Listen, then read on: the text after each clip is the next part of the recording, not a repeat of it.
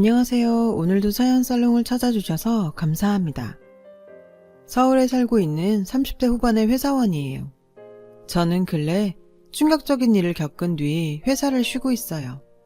충격으로 인한 후유증 탓에 한동안 정신과 상담을 받아야 했거든요.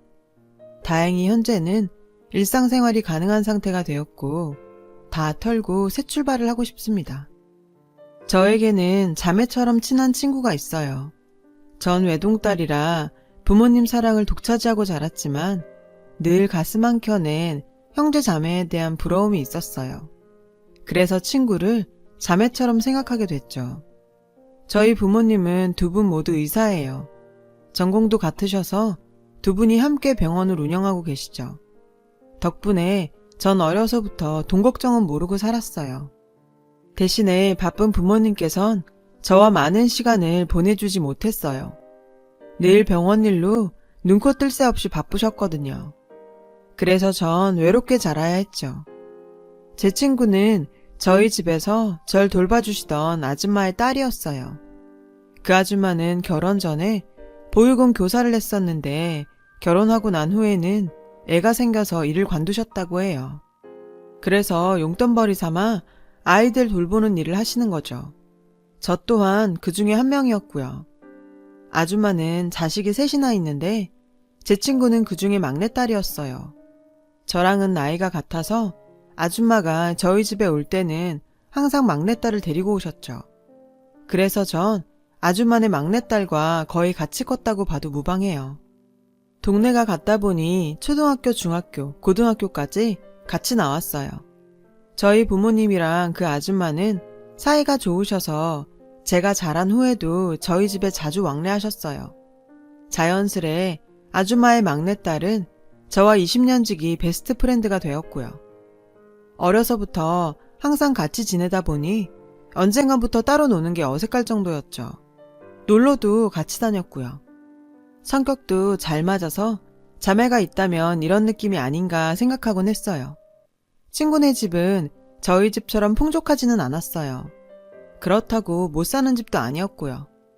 자식이 셋인데다 할머니까지 모시고 살아서 생활이 빠듯한 것 같았어요. 그래서 저희 부모님은 제 친구까지 잘 챙겨주셨죠. 심지어 해외여행도 보내주셨어요. 윤정아, 진짜 부럽다. 부모님이 외국도 보내주시고. 난 미국 가는 건 꿈도 못 꾸는데. 제가 방학 동안 미국에 있는 친척집에 가게 되자 친구가 엄청 부러워했거든요. 그런 친구의 모습이 눈에 밟히셨는지 저희 부모님은 제 친구의 미국행 티켓도 함께 끊어주셨어요. 그래서 저와 친구는 방학 기간 동안 미국에서 함께 시간을 보낼 수 있었죠.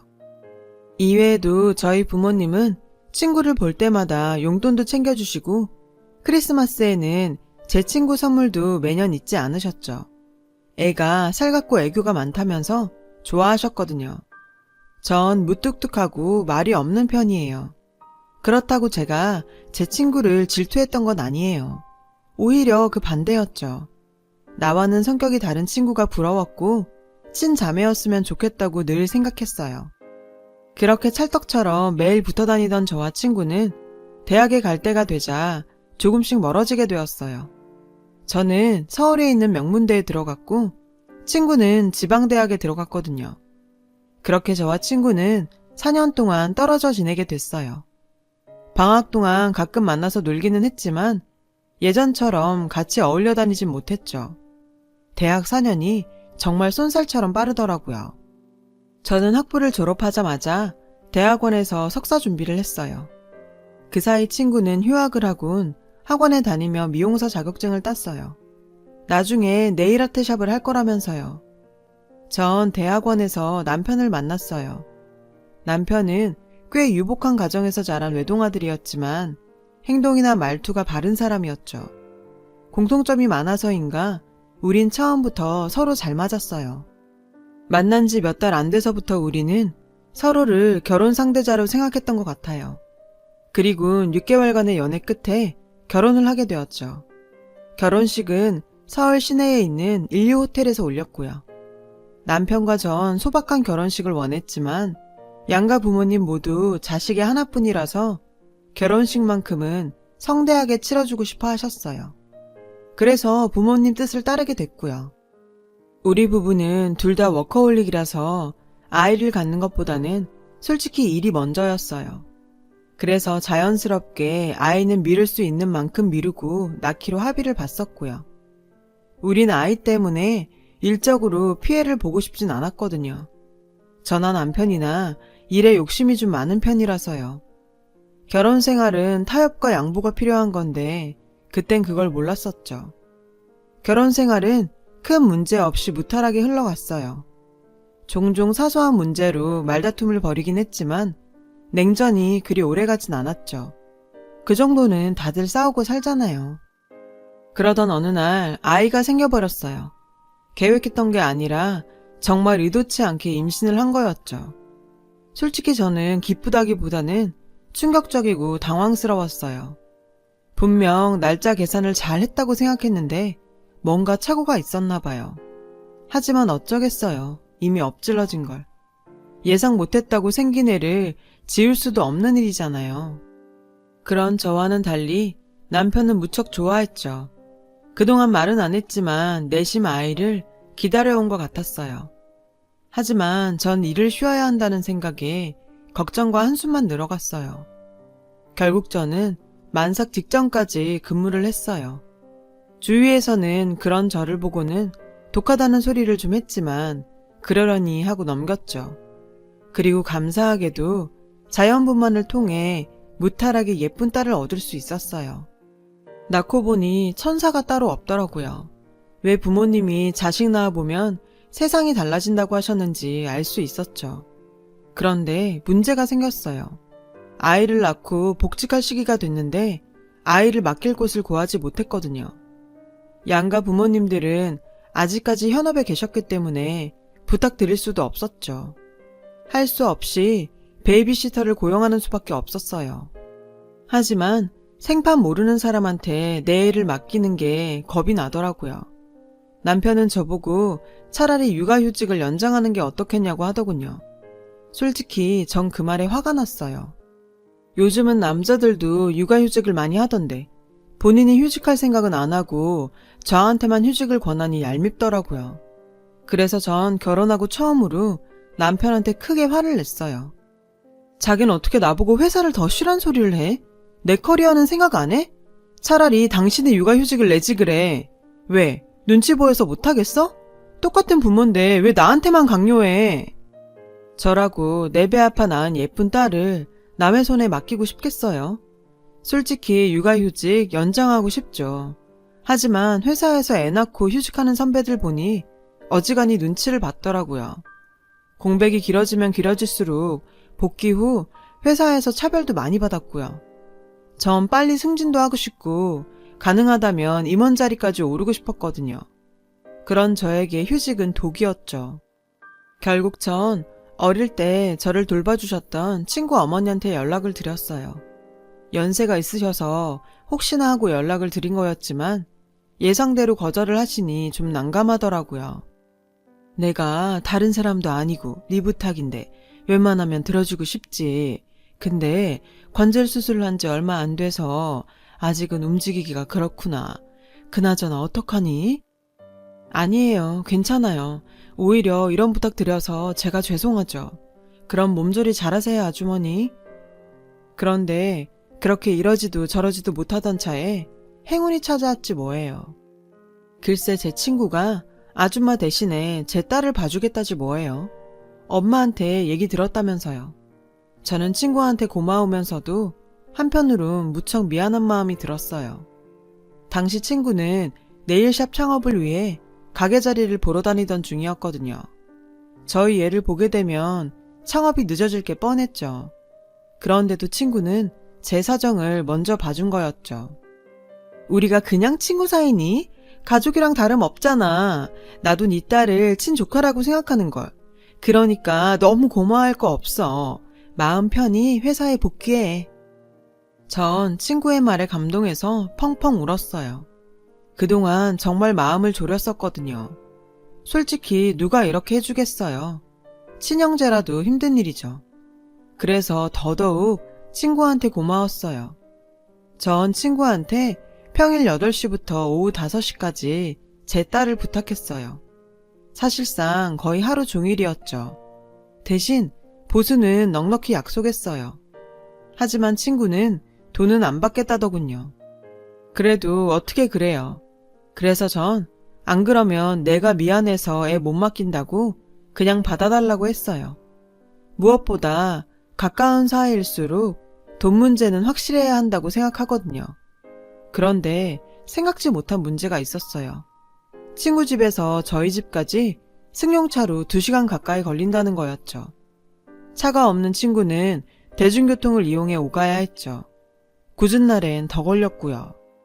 첫 한 달 동안 친구는 왕복 3시간 넘게 지하철과 버스를 타고 저희 집을 오갔어요. 그러는 바람에 친구는 파김치가 되었죠. 이렇게는 안 되겠다 싶더라고요.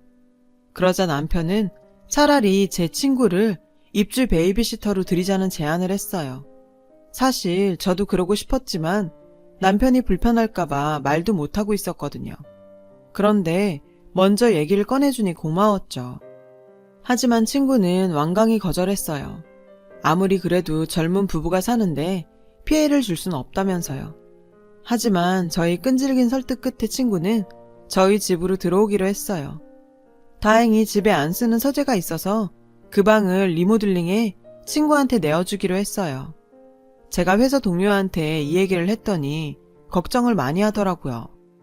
아무리 친구 사이라지만 젊은 여자가 베이비시터로 상주하는 건 좀 찜찜하지 않겠냐고요. 영화나 드라마를 보면 종종 그런 상황에 문제가 생기더라고 말이죠. 전 그 말에 웃음이 났어요. 다른 사람도 아니고 친자매나 다름없는 제 친구랑 남편이 그럴 리 없다고 생각했으니까요. 오히려 그런 생각을 하는 사람이 이상한 거라고 생각했죠. 그렇게 저는 친구 덕분에 무사히 복직할 수 있었어요. 그리고 제 일상은 확연히 달라졌어요. 제 친구는 아이를 돌보는 것뿐만 아니라 살림 솜씨도 좋았거든요.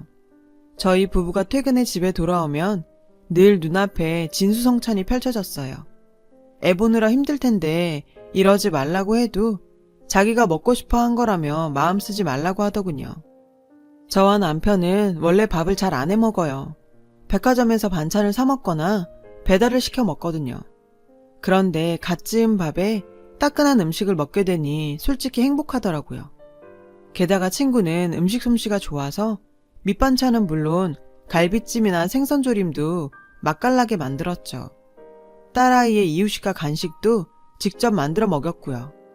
아줌마가 음식 솜씨가 참 좋으셨는데 친구가 그 손맛을 그대로 닮았더군요. 그렇게 저와 남편은 퇴근하면 자연스레 저녁 식탁에 앉아 친구가 해주는 밥을 먹게 되었어요.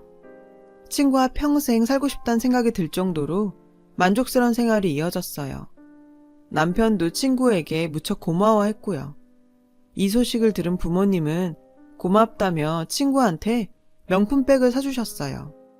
친구는 몇 번 사양하더니 은근 좋아하며 받더라고요. 그게 한정판인데다가 돈이 있어도 몇 달을 기다려야 살 수 있는 백이었거든요. 엄마가 친구를 위해 힘 좀 쓰신 거죠. 그런데 이상하게도 그 즈음부터 저와 남편 사이가 멀어지기 시작했어요. 남편과의 대화 시간도 줄어들었고 일상적인 대화를 해도 더 이상 이어지지 않고 뚝뚝 끊겼죠. 의도적으로 절 피하는 것 같기도 했고요. 전 이 얘기를 친구한테 했어요. 그러자 친구가 너무 걱정 말라더군요. 원래 여자가 애를 낳으면 남편들이 아내한테 겁을 낸다나요? 그게 무슨 소리야? 부인이 자기 애를 낳았는데 남편이 왜 겁을 내? 나도 잘 모르겠지만 남편한테도 적응할 시간이 필요하겠지. 깊게 생각하지 마. 전 친구의 말이 이해가 되지 않았어요. 하지만 확실히 애가 생기고 나서 예전에 비해 우리 부부의 생활은 많이 변했어요. 전에는 둘이서 분위기 좋은 레스토랑도 가고 데이트도 종종 했는데 이제는 아이가 주가 돼버렸거든요. 당연한 거지만요. 생각해보면 제 자신도 많이 변했고요. 일단 외형적으로 살이 좀 쪘고 외모에도 전보다 신경을 덜 쓰게 되었죠. 거울 속에 비친 제 자신을 보니 제가 아닌 것 같더라고요. 그동안 절 돌보지 않은 티가 많이 났죠. 그래서 관리를 하기로 마음 먹었어요. 1:1 필라테스 수업을 등록했고 피부과 이용권도 구매했어요. 샵에 들러 염색도 하고 파마도 했고요. 돈이 없는 것도 아닌데 이 간단한 걸 왜 안 하고 살았나 싶더군요. 회사에서는 제가 금세 예전 모습으로 돌아왔다며 칭찬 일색이었어요. 그런데도 남편과의 관계는 좀처럼 나아지지 않았죠. 내가 뭘 잘못한 건지 아무리 생각해도 모르겠더라고요. 그러다 혹시 아들이 아닌 딸을 낳아서 그런 건가 싶기도 했죠. 하지만 그것도 아닌 것 같았어요. 남편은 딸이라면 꿈뻑 죽었거든요. 퇴근할 때마다 크든 작든 딸아이 선물을 사들고 올 정도로요. 가정적이고 자상한 아빠였죠. 남편이 잠든 사이 전 친구와 함께 와인을 한잔 했어요. 고민도 얘기할 겸 해서요. 남편한테 다른 여자가 생긴 거 아닐까? 그게 무슨 소리니? 네 남편처럼 가정적인 남자가 어딨다고. 제가 남편이 바람을 피는 것 같다고 하자 친구가 정색을 하더라고요. 마치 제가 남편을 음해하는 사람처럼 느껴질 정도로요. 앞으로는 친구 앞에서 남편 욕은 하지 말아야겠다 생각했죠. 따지고 보면 친구는 제 딸의 양육을 위해 이 집에 있는 건데 제 푸념만 늘어놓은 것 같아서 미안하기도 했고요. 미안해. 이제 그런 말 안 할게. 근데 네일샵 매장 알아보는 건 잘 돼가? 응, 알아보고 있긴 한데 보증금이 싼 데를 찾다 보니 월세가 좀 비싸더라고. 보증금이 많이 부족해? 한 1억 정도? 그 정도 있으면 확실히 월세 부담이 덜하긴 하겠더라고. 1억이면 확실히 부담스러운 금액이긴 했어요. 하지만 그 돈이 사라지는 것도 아니고 보증금으로 남는 돈이잖아요. 나중에 다시 받을 수도 있는 돈이니까 부모님께 부탁을 해보자 생각했어요. 다행히 부모님께선 친구에게 돈을 빌려주시겠다고 하셨어요. 다만 금액이 크니 계약서를 쓰는 게 낫겠다고 하시더군요. 전 어떻게 가족 같은 친구한테 그러냐고 했고요. 윤정아, 아무리 가까운 사이라도 돈 관계는 깔끔해야 오래가는 거야. 결국 부모님의 말대로 친구에게 1억을 빌려주고 계약서를 받게 됐어요. 친구가 약간 섭섭해 하더라고요. 미안, 난 그냥 빌려주고 싶었는데 부모님이 이래야 나중에 서로 감정 안 상한다고 하셔서. 그래, 20년을 알고 지냈지만 역시 남은 남인 거네, 그지? 중간에서 전 많이 난처했어요. 그렇게 몇 개월이 흘렀고 그 사이 친구는 저희 동네에 네일샵을 차렸어요. 마침 저희 집에서 가까운 상가에 딱 좋은 매물이 나왔거든요. 전 회사에 다니면서도 주위 사람들한테 친구의 네일샵 홍보를 열심히 했어요. 그리고 홍보 업체를 운영하는 대학 동기한테 네일샵 지역 광고도 부탁했죠. 친구를 위한 선물로요. 친구가 네일샵을 오픈하게 되면서 전 서둘러 베이비시터를 구해야 했어요. 다행히 지인을 통해 괜찮은 아주머니를 소개받았어요. 지인의 아이를 봐주셨던 분이라 믿음도 가더라고요. 그런데 이 얘기를 들은 남편의 태도가 이상하지 뭐예요? 모르는 사람한테 어떻게 우리 딸을 맡긴다는 거야? 자격증도 있는데 뭐가 문제야? 그때였죠. 친구가 그러더군요. 직원 두고 하는 거라서 애 보는 건 계속 할 수 있어. 게다가 샵 근처에 집도 구해야 하는데 마땅히 지낼 곳도 없고. 그 순간 전 뭔가 있다는 생각이 들었어요. 이제 막 오픈하는 샵을 친구 딸을 보면서 운영하겠다고요? 그게 말이 돼요? 게다가 남편의 행동도 이해가 안 갔어요. 아무래도 남편과 제 친구가 저 몰래 숨기는 게 있는 것 같았죠. 생각해보니 그동안 남편과 제 친구는 단 둘이 마트에 장을 보러 가는 경우도 많았고 제가 야근을 할 때면 둘이서 술을 마시는 날도 있었거든요. 사이가 좋아서 그런 거라 생각했는데 이제 보니 모든 게 의심스럽더라고요. 전 그날 밤 쉽게 잠들지 못했어요. 한 새벽 1시쯤 되었을까요? 남편이 침대에서 일어났어요. 그리고는 제가 자나 확인하려고 손을 제 눈앞에 갖다 댔죠. 반응이 없자 남편은 조심스레 거실로 나갔어요.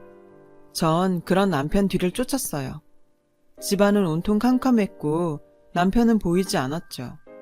그때 희미한 말소리가 들렸어요. 친구의 방에서요. 전 소리 죽여 친구의 방 쪽으로 갔어요. 안에서 남편과 친구 목소리가 들렸죠. 미쳤어? 들키면 어쩌려고? 자는 거 확인했어. 하마처럼 쿨쿨 자더라. 맙소사.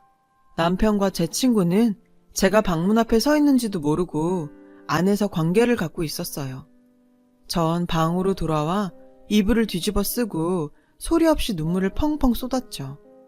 20년 지기 친구와 남편이 그런 사이라니. 게다가 제가 버젓이 있는 집에서 그런 짓까지 벌였다는 게 도저히 용서가 안 됐어요.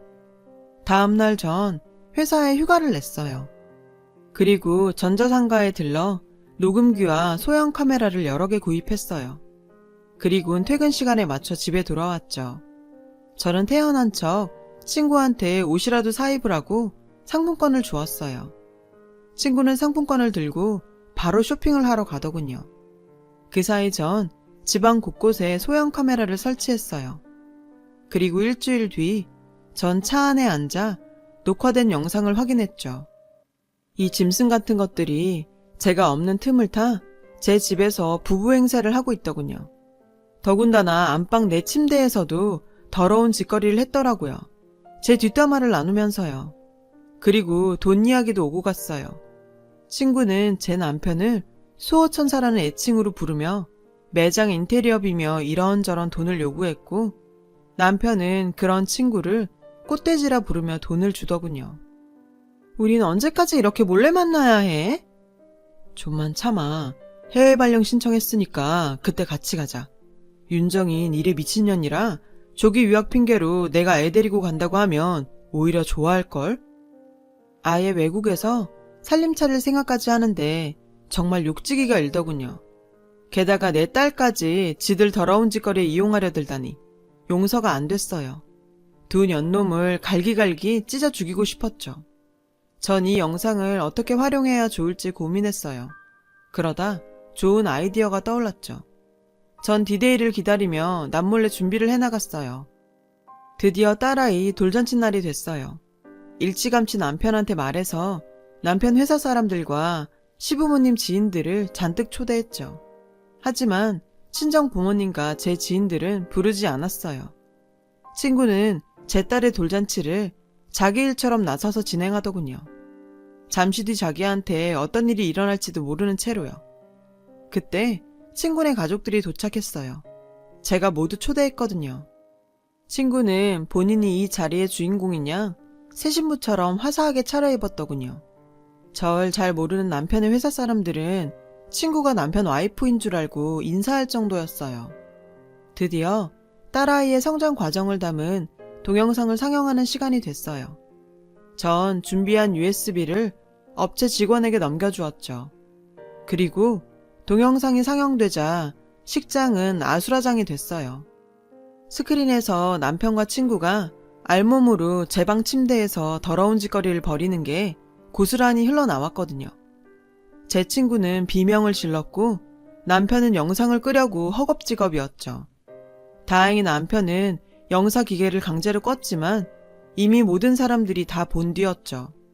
남편의 회사 사람들이 수군댔어요. 시부모님은 남편에게 달려가 이게 무슨 일이냐고 성을 내셨죠. 너 설마 니네 애를 봐주던 저 여자랑 바람난 거냐? 그런 거야? 엄마, 그게 아니라 내가 당한 거야. 저 꽃뱀이 날 꼬셔서 그런 거라고. 남편은 궁지에 몰리자 친구를 꽃뱀으로 몰더군요. 뭐? 네가 먼저 꼬셨잖아. 니네 마누라 답답하고 재미없다고. 그때였죠. 누군가 달려들어 짝 소리가 나게 친구의 뺨을 쳤어요. 다름 아닌 친구의 엄마였죠. 내가 널 그렇게 키웠니? 어떻게 인겁을 쓰고 이런 짓을 할 수가 있어? 어? 이게 누구 때문인데? 그러게 엄마 왜 없는 형편에 애는 줄줄이 싸질렀어. 내가 이렇게 된 건 다 엄마 때문이라고. 제 친구의 막대먹은 말에 친구의 어머니는 쓰러지셨어요. 그 바람에 구급차가 출동했고 제 딸의 돌잔치는 그렇게 난장판이 되었어요. 딸애한테 미안했지만 제 작전은 성공이었죠. 전 딸을 데리고 친정으로 갔어요. 부모님은 제게 아무것도 묻지 않으셨죠. 대신 대형 로펌에 이혼 변호사를 선임해 주셨어요. 다음 날 시어머니한테 전화가 왔어요. 못난 아들이지만 한 번만 봐주면 안 되겠냐고 부탁하시더군요. 저는 딱 잘라 거절했어요. 저와 제 딸을 기망한 두 인간을 절대로 용서할 수 없다고요. 그리고 그런 부도덕한 인간한테 내 딸을 맡길 수 없으니 양육권과 친권 모두 내가 갖고 이혼하겠다고 했죠. 시어머니가 친권은 안 된다고 하시길래 제 변호사랑 상의하라고 전화를 끊었어요. 이후 엄마는 친구한테 빌려준 1억을 되돌려 받았죠. 친구가 유흥비로 다 써버려서 친구 엄마가 대신 갚아주었죠. 살던 집을 팔아서요.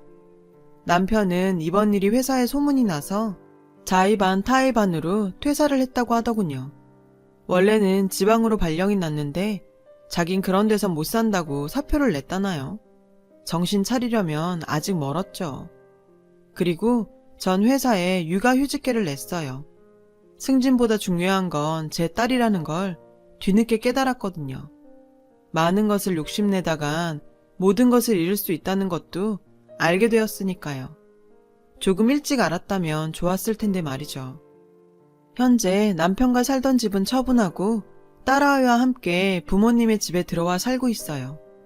부모님께는 많이 죄송하더라고요. 다 큰 딸이 심려를 끼쳐드리게 돼서요. 하지만 전 제 선택에 후회는 없어요. 실패가 두려워 참고 살기엔 제 인생이 너무 아깝거든요. 제 딸의 미래를 위해서라도 이게 최선인 것 같아요. 앞으론 제 손으로 딸아이를 키워가며 행복한 가정을 만들어 보려고 해요. 제 긴 사연 들어주셔서 감사드려요. 여러분, 사연 댓글에 응원과 현명한 조언 부탁드려요. 좋아요와 구독은 저에게 큰 힘이 됩니다. 오늘도 좋은 일 가득하세요.